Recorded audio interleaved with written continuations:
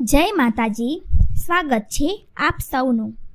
હિન્દુ ધર્મમાં પૂજાને ખૂબ મહત્ત્વ આપવામાં આવ્યું છે અને દરરોજ ભગવાનની પૂજા કરવી ફરજિયાત માનવામાં આવી છે અને લોકો તેને અનુસરે પણ છે.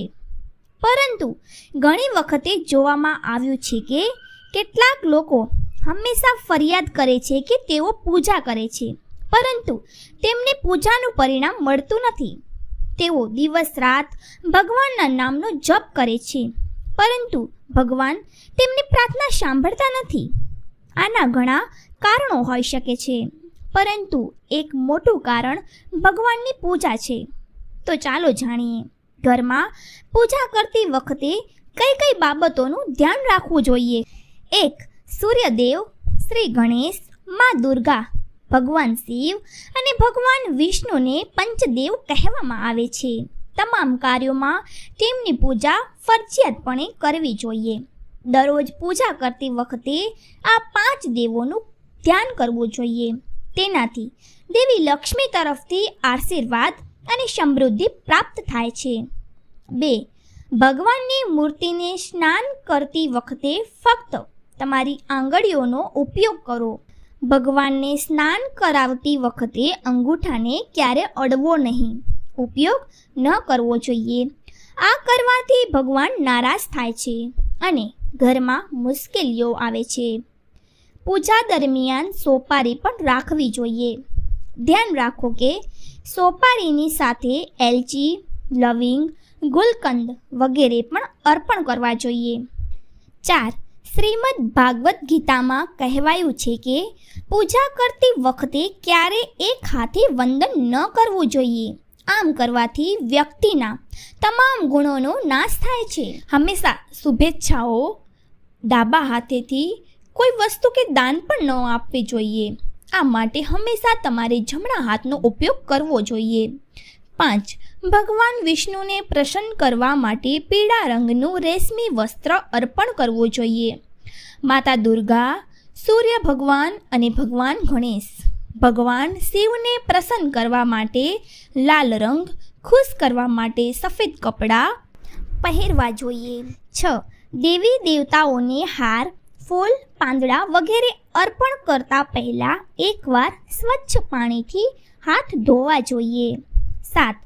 પૂજા દરમિયાન આપણે જે આસન પર બેસીએ છીએ તેને પગ વડે અહીં ત્યાં ન ખસેડવું જોઈએ. આસનને ફક્ત હાથેથી જ ખસેડવું જોઈએ. 8. જો તમે પૂજા કરો છો તો તમારે તમારા પ્રિય દેવતાની સાથે સ્વસ્તિક, કલશ, નવગ્રહ દેવતા, પંચની પણ પૂજા કરવી જોઈએ. આ બધા વિશેની સંપૂર્ણ માહિતી કોઈ પણ બ્રાહ્મણ અથવા તો પંડિત પાસેથી મેળવી શકાય છે. વિશેષ પૂજા પંડિતની મદદથી જ કરવી જોઈએ, જેથી પૂજા યોગ્ય રીતે થઈ શકે. 9. કોઈ પણ પ્રકારની પૂજામાં પરિવારના દેવતા, કુળદેવી, ઘરના વાસ્તુ દેવતા, ગ્રામ દેવતાની પણ પૂજા કરવી જોઈએ વગેરેનું પણ ધ્યાન કરવું જોઈએ. 10. જો તમે દરરોજ ઘરમાં ઘીનો દીવો પ્રગટાવશો તો ઘરની અનેક વાસ્તુ દોષો પણ દૂર થઈ જશે. 11. પૂજા દરમિયાન તૂટેલો દીવો ક્યારે ન પ્રગટાવવો જોઈએ. ધાર્મિક કાર્યોમાં ખંડિત સામગ્રીને શુભ માનવામાં આવતી નથી. 12. ઘીના દીવા માટે સફેદ કપાસની વાટનો ઉપયોગ કરવો જોઈએ. 13. દીવો ક્યારે જમીન પર ન રાખવો. આમ કરવાથી ધનનો વ્યય થાય છે અને ઘરમાં અશુભતા આવે છે. 14. શિવ શંભુને કેતકીનું ફૂલ ક્યારે ન ચડાવવું જોઈએ. પૌરાણિક કથાઓ અનુસાર ભગવાન શિવે કેતકીને શ્રાપ આપ્યો હતો. જરૂરી કે ચામડાનો પટ્ટો કે પર્સ સાથે પણ પૂજા ન કરવી જોઈએ. 15. પૂજા દરમિયાન મનને શુદ્ધ રાખો.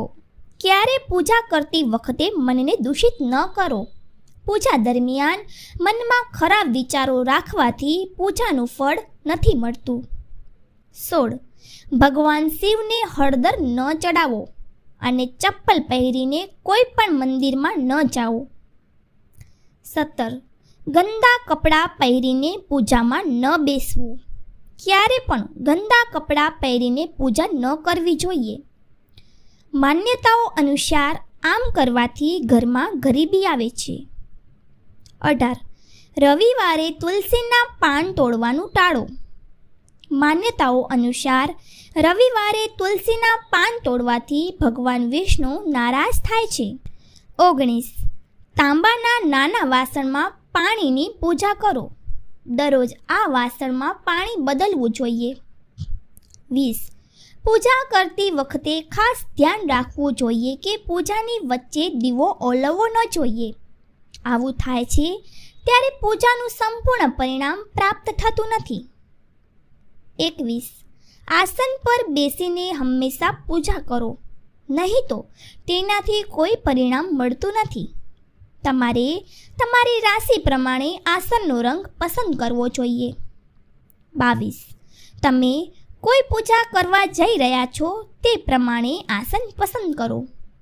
પૂજા શરૂ કરતા પહેલાં તપાસો કે આસન કઈ સામગ્રીથી બનેલું છે અને કયા રંગનું છે, કારણ કે વિવિધ રંગીન આસનોનું પોતપોતાનું મહત્ત્વ હોય છે. 23. ભજન કીર્તન અથવા ભગવાનની આરતી દરમિયાન દરેક રીતે ત્યાં હાજર રહો. પૂજા દરમિયાન કોઈની સાથે વાત કરવી, આથી ફળ ઉપલબ્ધ મળતું નથી. પૂજા સામગ્રી વિશેષ ક્યારે બતાવશો નહીં. 24. પૂજા કરતી વખતે ભગવાનને ફૂલ અર્પણ કરવું શુભ માનવામાં આવે છે.